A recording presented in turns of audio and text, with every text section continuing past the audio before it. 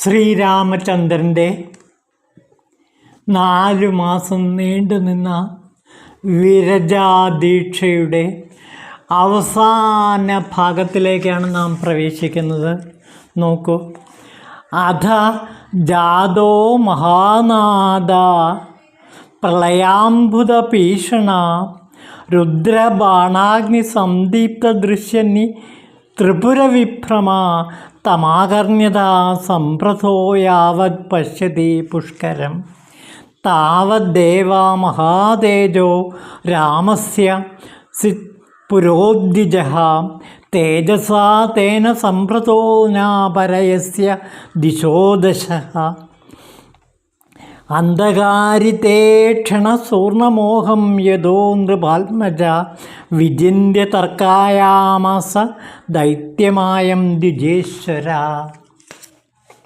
അങ്ങനെ രാമചന്ദ്രൻ വിരജാദീക്ഷയുടെ അവസാനം തൻ്റെ മാനസിക തലത്തിലുണ്ടായ അനുഭൂതി വിശേഷങ്ങളെ ഇവിടെ വിവരിക്കുകയാണ്.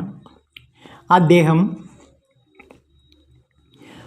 അതിഭയാനകമായ ഒരു ശബ്ദം കേട്ടു.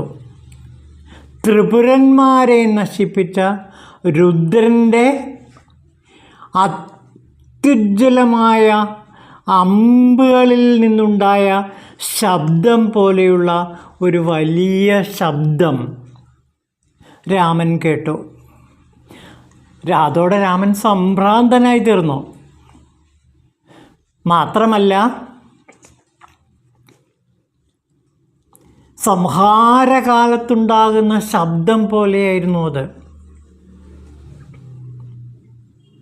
ആ ശബ്ദം മന്ദരപർവ്വതത്തെ പാലാഴിമഥനത്തിൽ കടഞ്ഞപ്പോഴുണ്ടായിരുന്ന ശബ്ദം തന്നെയായിരുന്നു അത് എന്നാണ് പറയുന്നത്.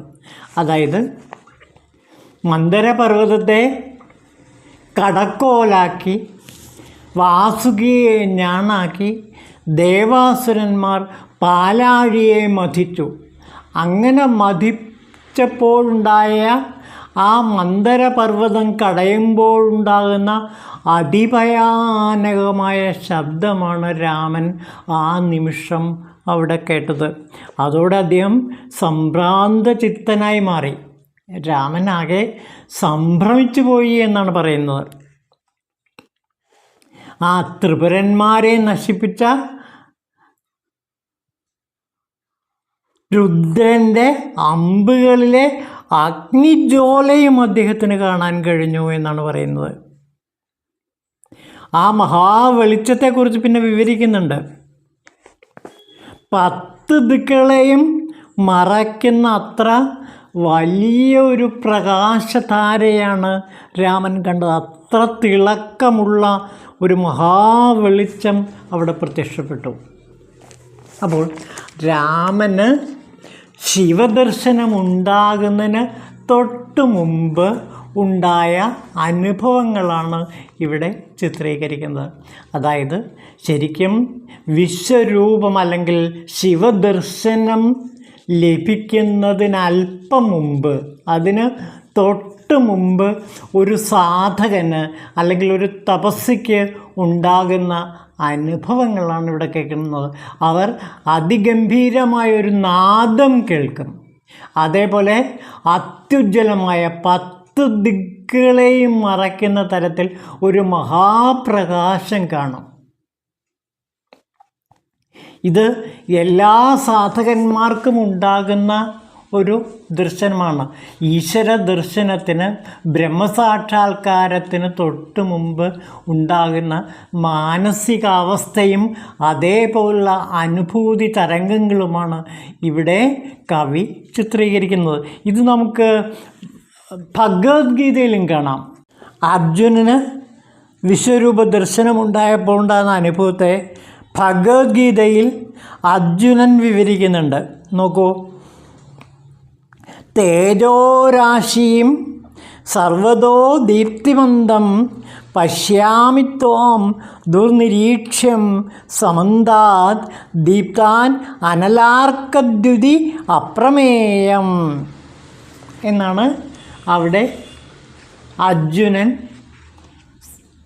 വിശ്വരൂപ ദർശനത്തിന് തൊട്ട് മുമ്പ് ആ സമയത്തുണ്ടായ അനുഭവത്തെ വിവരിക്കുന്നത്. അത് വളരെ ഗംഭീരമായിട്ട് സ്വാമി ചിന്മയാനന്ദ വിവരിക്കുന്നുണ്ട്. അദ്ദേഹത്തിൻ്റെ ഗീതാപ്രഭാഷണങ്ങൾ കേൾക്കുന്നവർക്ക് അതിൻ്റെ ഗാംഭീര്യം ഇപ്പോഴും മനസ്സിൽ അലയടിച്ചുയരുന്നുണ്ട്. അദ്ദേഹം അത് പിന്നെ വാക്കുകളിലൂടെ പബ്ലിഷ് ചെയ്തിട്ടുണ്ട്. തേജോപുഞ്ചമായി എല്ലായിടത്തും പ്രകാശിക്കുന്നവരായി, നോക്കാൻ വയ്യാത്ത വിധം ആളിക്കത്തുന്ന അഗ്നിയുടെയും ജ്വലിക്കുന്ന സൂര്യൻ്റെയും പ്രഭയുള്ളവനായി നിന്തിരുവടിയെ ഞാൻ കാണുന്നു എന്നാണ് അർജുനൻ അവിടെ പറയുന്നത്.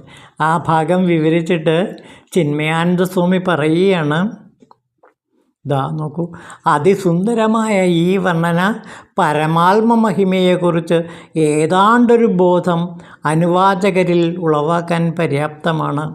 പ്രജ്ഞാനസ്വരൂപിയായ പരമാത്മാവിനെ പ്രകാശമെന്ന് പറയാം. എന്നാൽ നമുക്ക് സുപരിചിതമായ ഭൗതിക പ്രകാശമല്ല അത്. ഭൗതിക വസ്തുക്കളെ നാം കാണുന്നത് ഭൗതിക പ്രകാശത്തിലാണ്, അതല്ല ഇത്. ഏതൊന്നിൻ്റെ വെളിച്ചത്തിലാണോ നാം ഉള്ളിലെ വികാരവിചാരങ്ങൾ കാണുന്നത്, ആ പ്രകാശമത്രേ പ്രജ്ഞാനം അഥവാ ആത്മചൈതന്യം. ആ ചൈതന്യമാണ് കണ്ണിലൂടെ പുറത്തു വന്ന് ബാഹ്യരൂപങ്ങളെ പ്രകാശിപ്പിക്കുന്നത്. ചെവിയിലൂടെ പുറത്തു വന്ന് ശബ്ദങ്ങളെ പ്രകാശിപ്പിക്കുന്നത് അതുതന്നെ. ഇങ്ങനെ ഓരോ ഇന്ദ്രിയം വഴി അതത് വിഷയത്തെ ഒരേ പരമാത്മ ചൈതന്യം തന്നെയാണ് പ്രകാശിപ്പിക്കുന്നത്. അതുകൊണ്ട് അർജുനന് പരിചിതമായ ഭാഷയിൽ പരമാത്മാവിനെ തേജോരാശി എന്നാണ് വിശേഷിപ്പിച്ചത്. ദുർനിരീക്ഷ്യം എന്നെടുത്തു പറയുകയാൽ അത് സാധാരണ പ്രകാശമല്ല.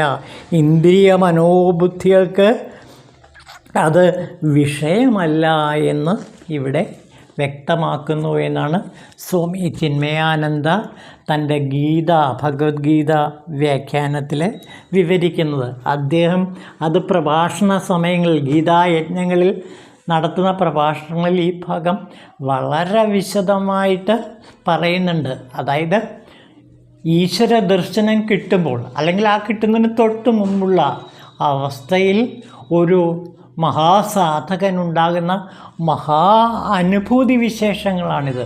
അതായത് നാദം കേൾക്കും. ആ നാദം ഇടിമുഴക്കത്തിന് സമാനമായ നാദമാണ്. ദശവിധ നാദങ്ങളെ പറ്റി യോഗശാസ്ത്രത്തിൽ വിവരിക്കുന്നുണ്ട്. ആ ദശവിധ നാദങ്ങളിലെ അവസാനത്തെ നാദമാണ് ഇടിമുഴക്കം. അതിഭയാനകമായ ഒരിടിമുഴക്കം പോലെയുള്ള ശബ്ദം കേൾക്കാം. അതേപോലെ തന്നെ മഹത്തായ പ്രകാശം, 1000 കോടി സൂര്യന്മാർ ഒന്നിച്ച് പ്രകാശിക്കുമ്പോൾ ഉണ്ടാകുന്ന 10 ദിക്കിനെയും പ്രകാശപൂർണമാക്കുന്ന പ്രകാശവും അനുഭവപ്പെടും. ഇത് ശരിക്കും സാധനയുടെ ഉത്തമ ഫലസമാപ്തിയാണ്. ഇവിടെ രാമചന്ദ്രൻ ആ അവസ്ഥയിലേക്ക് എത്തിയിരിക്കുന്നു. 4 മാസത്തെ കൊടും തപസ്സിന് ശേഷം ആ മഹാദർശനം, രാമൻ്റെ ആ ശിവദർശനം ഉണ്ടാകുന്നതിന് തൊട്ട് മുമ്പുള്ള ആ ഭാവങ്ങളാണിത്. ബ്രഹ്മസ്വരൂപം ആവിഷ്കൃതമാകുന്നതിന് തൊട്ട് മുമ്പുണ്ടാകുന്ന അതിന് തൊട്ട് മുമ്പുള്ള അവസ്ഥാവിശേഷമാണ് ഈ ഇടിനാദവും. അതേപോലെ തന്നെ 10 ദിക്കുകളെയും പ്രകാശപൂർണമാക്കുന്ന 1000 സൂര്യന്മാരുടെ പ്രകാശം. അത് കഴിഞ്ഞാൽ ഉടനെ ദർശനം, ശിവദർശനം ഉണ്ടാകുകയും ചെയ്യും. അപ്പോൾ ശിവൻ വരുന്നതിൻ്റെ മുന്നോടിയാണിത്. ശിവൻ്റെ പ്രകാശവും ശിവൻ്റെ നാദധാരയും അകലെ നിന്ന് തന്നെ ഉണ്ടാകുന്നു. അത് സാധകൻ കേൾക്കുന്നു, കാണുന്നു, അനുഭവിക്കുന്നു. ഇനി തൊട്ട് ശിവദർശനമാണ് ഉണ്ടാകാൻ പോകുന്നത്. അപ്പോഴുണ്ടാകുന്ന അനുഭൂതിക്ക് തൊട്ട് മുമ്പുള്ള ആ മഹാനുഭൂതികളെയാണ് ഇവിടെ കവി ചിത്രീകരിക്കുന്നത്. അതിൻ്റെ ഇംഗ്ലീഷ് ട്രാൻസ്ലേഷൻ കൂടി നമുക്ക് നോക്കാം.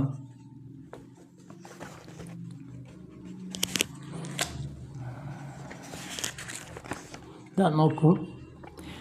As the sound of fiery Rudra's arrows which fall, when the Asuras 3 cities were to destruction brought, hearing which Rama was most agitated, and as he saw omens which he inauspicious thought. അദ്ദേഹത്തിന് ശകുനങ്ങൾ ഉണ്ടായി എന്നാണ് പറയുന്നത്. പല പല ശകുനങ്ങളും ആ സമയത്ത് കാണാൻ കഴിഞ്ഞു.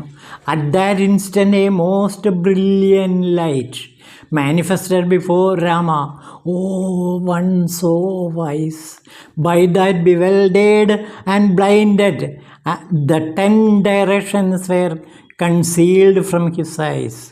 Blinded for a moment, very quickly he was the king's son. ആ സമയം അദ്ദേഹം പെട്ടെന്ന് ഈ വെളിച്ചത്തിൻ്റെ മഹാവെളിച്ചത്തിൻ്റെ 10 ദിക്കുകളെയും നിറഞ്ഞു നിൽക്കുന്ന ഈ മഹാവെളിച്ചത്തിൻ്റെ വെളിച്ചം കണ്ടപ്പോൾ അദ്ദേഹം രാമൻ പെട്ടെന്ന് അന്ധനായി തീർന്നു എന്നാണ് പറയുന്നത്. ഒരു നിമിഷം അന്ധനായി മാറി എന്ന് പറയുന്നു. അതൊക്കെ ഈ യോഗാനുഭൂതിയുടെ ഏറ്റവും ഉയർന്ന തലത്തെ സത്യസന്ധമായി ഇവിടെ കവി വർണ്ണിക്കുകയാണ്.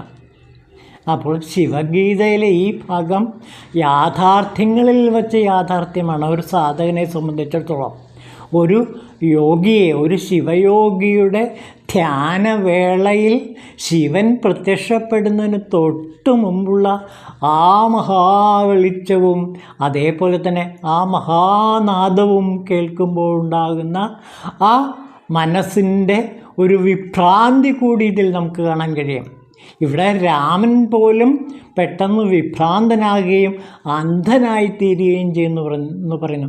അപ്പോൾ ഈ മഹാവെളിച്ചം താങ്ങാൻ ശരീരത്തിന് അത്ര സാധിക്കുന്നില്ല. അതുകൊണ്ടാണ് ആ സംഭ്രാന്തനായി മാറിയത്, അതേപോലെ തന്നെ അന്ധനായി മാറിയതും. ഇനി സാക്ഷാൽ ശിവദർശനമാണ് അടുത്ത ദിവസം നാം